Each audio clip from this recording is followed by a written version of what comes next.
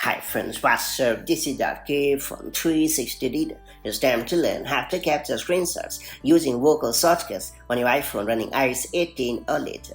Vocal shortcuts is a super handy accessibility feature that is designed to let you quickly perform specific actions using a custom phrase on your iPhone. Notably, you can also capture screenshots on your iPhone using a custom phrase, and that's exactly what I'm going to show you in this hands-on guide. That said, let's get started. So first and foremost, you have to open the Settings app on your iPhone. Then you have to scroll down a bit and choose Accessibility.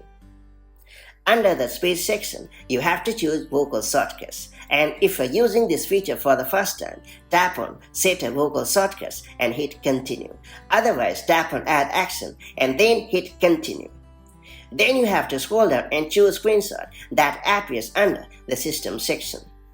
And then you have to enter a custom phrase like snap and speak it 3 times, and that's all there is to it. Going forward, you can take a screenshot on your iPhone by just saying snap, just like this. Pretty handy, isn't it? If you found this video helpful, do like and share it, and I'll see you in the next video with more such handy iPhone tips and tricks. Till then, stay safe and have a great time. Bye-bye.